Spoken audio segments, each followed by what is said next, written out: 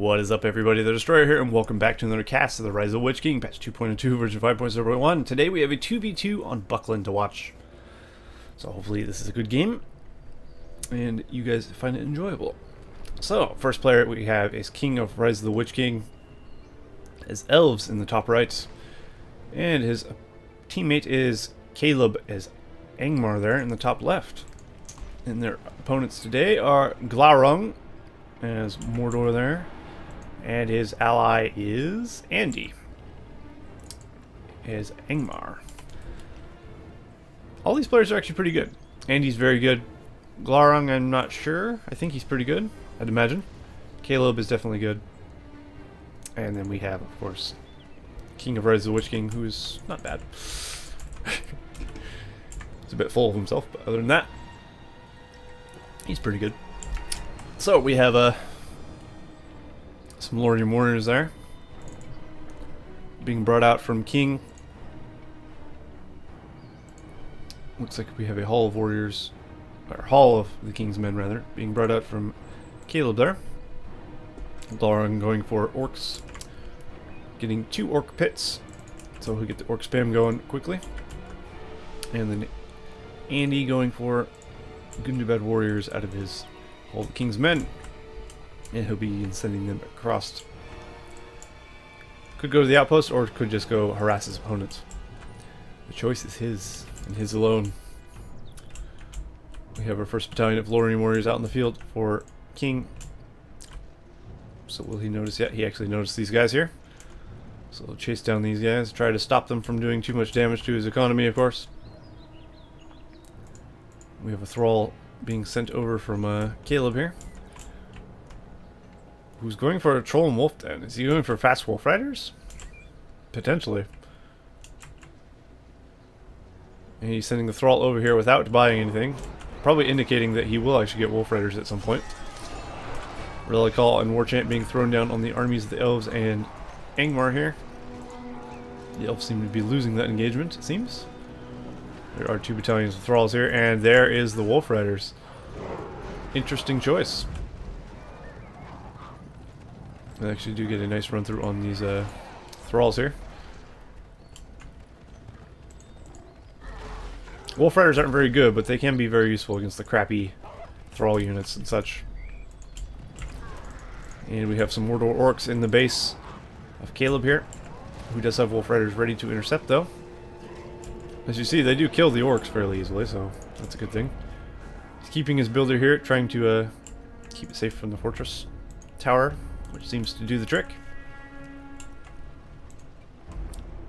So now Andy, of course, is going to have to go for pikes. And there you go. Caleb has really forced his opponent into going Rudar pikemen, which could be a bit of not what he wanted to do. Rudar pikemen actually do cost money to summon, unfortunately, as where the Gundabad warriors do not.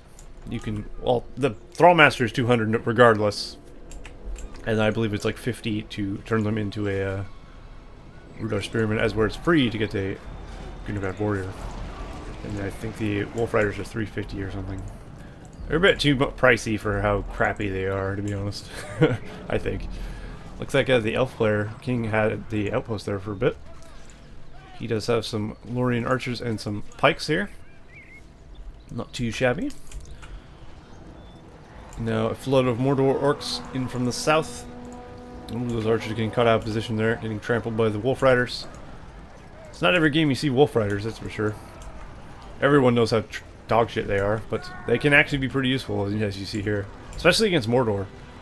They'll be sending floods of crappy orc spam at you, which they deal with fairly well. And now King and Caleb fending off fairly well, I would say. Caleb doing a great job of keeping both teams actually at bay, making it difficult to harass because of all the cavalry, very quickly getting to where they need to be and stopping the harassment from happening. Definitely a good strategy, actually. If you know you're up against a Mordor, you might want to go for quick wolf riders, who knows. Could work out for you, also it could turn out drastically very bad for you, so I guess that's It's up for you to decide. He's got some direwolves as well, which are stronger as pikemen, but they seem to do the job nonetheless. As warriors aren't that strong. But of course, they're not focusing down these wolves, or wolves rather. And now King pushing forward here on Andy. Andy throwing down war chant. King throwing down his rally call. And we'll see who gets the better of the engagement. Fortunately, his archers are a bit too close there. King's are.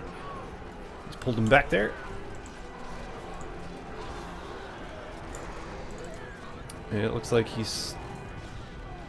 King's being a bit overwhelmed, actually. His ally coming in, trying to micro his way around to take out the axe throwers without running into pikes too much. He actually managed to do so fairly well. He did lose a few wolf riders, but he got the axe throwers. And they got another with a fair amount left. He will need more, though, of course. Interesting strat from Caleb, though. It is nice to see something different tried out. Most time you would just see what Andy's doing, really. Is the spam. The general spam, the pikes or orcs with the axe throwers behind them. It looks like Andy's actually going for direwolves as well. Cool to see direwolves being used a lot more. Direwolves, of course, are good against pikemen, so they'll be great against these Mython sentries. As you saw, they tear them to pieces. But they are not good against archers. And they will fall fairly quickly. I think King's attack will be repelled here. He will have to retreat these archers if he wants to save some lives, as he does there. Now Caleb building up a force. His ally has thrown down a Mirror of Galadriel so he can heal up his Wolf Rider battalions. Always good to throw one of these down for your ally if you can. If your ally's an evil team is unable to do so. And vice versa. Got some dire wolves coming in here to help out the defense of King's base.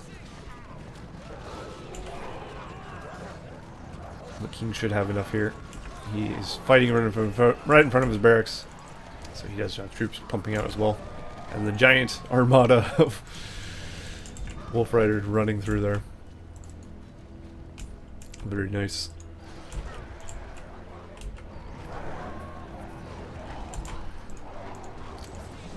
Direwolves trying to fend off these orc attacks on the buildings there. They are good against these pikes, though. The direwolves will tear those Easterlings to pieces. Caleb seems to be having troubles here, as most of his army is not here at his base. But once the wolf riders get there, this army should be cleaned up fairly easily. Without too much trouble, I would imagine. Looks like he does have some axe throwers back here, and some direwolves as well. So he's in no danger, really.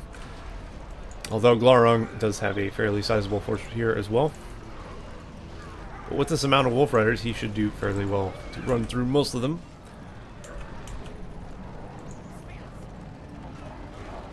As he did there. Although Glaurung able to produce armies fairly quickly. He has 3 orc pits and a Haradrim Palace. He's getting siege works. Interesting. Be interesting to see if he's going to go for catapults, upgrades, or possibly Black Riders. All 3 of those are a possibility. With the siege works, Black Riders, of course, are amazing. And would be great for catching the Wolf Riders. But at the same point, it is a very expensive endeavor to get Black Riders. Because you have to have a level 3 siege works, and then the Black Riders themselves are pretty expensive as well. So probably not what he's thinking at the moment. Let's take a look at powers and such while we're at it here. We have Caleb, the Angmar player, in the top left. He has Fellwind, War Chant. He's got 15 power points. And he's got 478 of 625. He's chosen Summon Whites as his power there. Andy, the Angmar player here, has a Fellwind, War Chant, 10 power points, 320 of 500. Down goes a Summon Whites there. King has Rally Call, 8 power points, and 175 of 595, so his army's pretty small at the moment. And Glaurung, army fairly small as well, 250 of 525. He's losing numbers very quickly. He's gone for Industry as his power choice. So he'll be benefiting from that. He is going for Black Riders. I guess it wouldn't be a bad choice at all. Black Riders are amazing. Some of the best, if not the best cavalry in the game, I'm sure. I'm not going to say they are the best because I have no idea, but they are definitely very good. It's possible they might be the best because they are a mini hero unit. Are they better than the Knights of Glaurung? I don't know. Couldn't say. Probably not, though. Or probably, I mean. Knights of Glaurung do a lot of damage, but they die fairly easily. So it's hard to judge. Anyway, we have Caleb's army pushing out here, trying to defend against Andy's. Getting a nice fell win there. These are Caleb's whites. Yeah, they are. Caleb still has a summon white on the field. And he's still got his giant army of Wolf Riders running around. You'd think this late into the game you wouldn't see this many Wolf Riders still alive, but they're having issues dealing with them, which is the reason he's going for the Black Riders, I'm assuming. They should help out cleaning this up fairly well, I think. Does he have it? Or is he going for it even? He could be going for armor, I guess, but I don't think so. I really do think he's going for Black Riders. They are 2,000, as you see there. Which is not cheap. Not cheap at all. They must be better, because you can only have one of these. That's where you can have like 3 battalions of Knights of Glaurung. So, yeah, that would make sense. Of course, it wouldn't make sense to have 3 battalions of the Nazgul out, because there's only so many Nazgul. It wouldn't make sense. You get 3 of them from Hero Power, or Hero Fortress Heroes alone. Witch King, Morgamir, and Kamul, of course. And the remainder are thrown into that battalion. Oh, we got a blight thrown down around the buildings of Andy. This might be GG for Andy, actually. Caleb and King pushing in very aggressively on his base. And Glaurung not able to assist. Doesn't look like they have the force necessary to destroy the fortress, though. Or maybe. King, mostly having archers here, is not going to do any damage as you would expect, but he does have some pikes here, which will actually get rid of that building. And he trying to throw down a mill there. He actually has Waldar. Levels Waldar at level 3. At level 5 he does get Summon Hillman, which will be really useful for him, but at the moment King is just camping outside of his base with a lot of archers there. And now actually Caleb is in a big amount of trouble. Having doubled so hard on Andy, his base is very open to attack, and Glaurung capitalizing on this moment. Also summoning a worm. And the majority of the base of Caleb is gone now, unfortunately for him. And Glaurung has a very sizable force coming in as well. Things are looking bad for Caleb here. King still has the I mean, he has an advantage over here, but he doesn't have any melee troops really. He has 1 battalion of pikes that he's managed to keep alive though. So they are getting the damage done, just very slowly. King really needs to send more melee troops though, or an Ent or something. An Ent would be amazing here. If he had an Ent, there would be nothing that Andy could do about it. Ooh, he might actually pick off Waldar there. Yes, he does. There's just so many Lorien archers that he can't do anything. And there's the Black Riders that I've been waiting for all my life. Actually getting killed off fairly quickly, it turns out. They're running from all these Wolf Riders, which is kind of embarrassing. The unit I'm sure he built to counter them, almost killing him. And he's down to a single Nazgul. That's unfortunate for Glaurung. Didn't really pan out. And Rogash getting brought out from Caleb there. He should swing things back in Caleb's favor, I'd imagine. Rogash is amazing. His AoE will tear these orc hordes to pieces.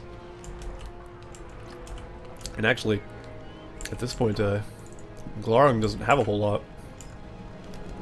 Glaurung has a few spam hordes, but other than that, he has nothing that's going to stop a Rogash, that's for sure. As well as the other stuff. Looks like Caleb is rebuilding his base fairly well. We got more Mythlon sentries being brought in to help take out what can be killed here. Andy has left. Andy doesn't really have anything at this point. He's kind of crippled. He's trying to get his economy back, but he can't really keep it up, unfortunately for him. Never mind. I was going to say something. Let's just leave that not said.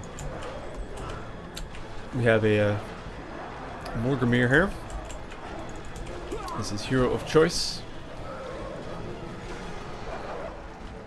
And that should actually help out taking majority of the spam units out from Caleb, rather. Almost called him Andy. We do have a catapult out for Glaurung as well. There's a summon whites from Caleb. Unfortunately, there is no anti-air for Caleb here. So he has no way to deal with this fell beast. But we do have a Waldar and a Rogash tearing the base to pieces here. Actually, that summoned Hillman, that's what that was. These are summoned. So Waldar for Caleb is level 5. The Black Rider getting in there, actually, ooh, almost getting killed off. That thing really needs to level up. Once it hits level 2, it can start regenerating, but if it dies before that, it will not regenerate. It's going to be very hard to level him up without getting him killed with that amount of life, though.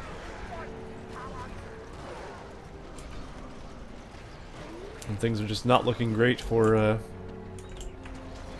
Glaurung here.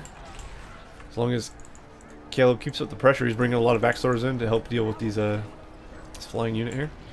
He's got the ground troops covered. He's got the heroes, which will do great. And the whites, of course. And it looks like Andy's actually managed to get 3 heroes. He's got Morgrimir, Waldar, and Karsh. Karsh could be very good here, actually. Karsh with Morgrimir's Dread Visage could be brutal. As you see, all these units taking damage over time. Although he's getting Karsh out of there because it's not a good situation to be in. The Felbeast actually getting over here probably will be picked off fairly quickly. A statue being built by a king. Fortified position. There's an NTR as well. It looks like an Elven Mist has been thrown down as well. And Nath's Fortress of Andy is going to go down here very quickly. If he can't stop this Ent, which doesn't look like he will.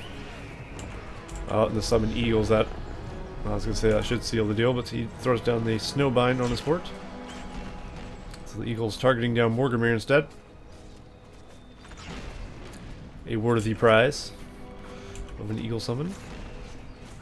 Morgrimir is not a cheap hero, and of course patch 2.02 heroes take forever to come back. So you don't want to lose your heroes if at all possible. That of course is to negate hero spamming. Just throw them in, they die, they come back, throw them in and die. Makes you play tactically with your heroes. Which I approve of, but at the same time, having to wait a long time for a hero to come back can be a real pain.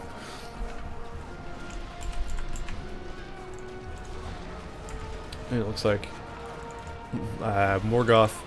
Morgoth? That's not Morgoth. What the hell's that guy's name? I forgot. Gothmog. It's like Morgoth. The first Dark Lord? No. If only. That'd be pretty cool. I would love to see a battle familiar with the first stage. That would be pretty sick. Maybe there's a mod out there or something. Probably not, though.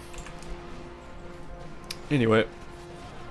Caleb taking out the outlying structures of Glaurung's base. Glaurung doesn't have much in the way of defense except for his fortress defenses, unfortunately. He's using catapults to try and help. He is pushing out towards the center, though. Attacking this outpost. Possibly you should just claim the outpost and send these guys around to attack these mills. Who knows? Maybe not. Well, the catapults make things difficult. Catapults and all these arrow towers. At the current moment with this force here, Caleb does not have enough force to take down the fortress. But if you got one troll stone thrower, he would change that very easily. Of course, the troll stone thrower would be able to hit the fortress without going anywhere near it. There he goes. Glaurung has taken the outpost instead of hitting it. I was kind of wondering why he was doing that, since there's no one around. And he's moving in to destroy the mills of Caleb here. And it looks like the base of Andy is pretty much all but gone. This might be his last building. And there you go. Andy's been defeated. And it looks like the northern team will probably take the victory here. I think it'd be very difficult for Glaurung to come back from this, especially since he's been on the back foot for quite a while now. And he's really playing defense at this point. It is only a matter of time before the two armies of King and Caleb converge on his base and destroy it. And we'll see that happen shortly, I have no doubt. Let's see what powers we have here. Caleb almost has Blight ready. Oh, he's also got Avalanche. Sweet. That did a lot of damage and also took out everything around the fort. Ah, it's brutal. That allows Rogash to lead his army up to the fort, take it down with ease. And there's the Blight as well, because why not? And this looks like GG for Glaurung. All he has to do is take out this and take out this thing here, and that'll be that. Looks like Glaurung using the shoot the bodies thing, or whatever it's called, to cause fear in his enemies. That is a very useful thing to do. Switch the ammo, fire the skulls, and cause fear with the catapults. Very, very nice. Looks like Rogash actually falls there. Dark Rangers slowly picking off the fortress there. Glaurung throwing up the Morgul sorcery, trying to increase the armor of his fortress. These Dark Rangers eventually will kill the fortress. The Axors mainly will do, though. Oh, I guess these ants will help as well. And there you go. So they just have to clean up the remaining base. And then this will be the end of the game. We got lots of events here for King. Showing up late to the party, but nonetheless, they did their job on the other side, of course.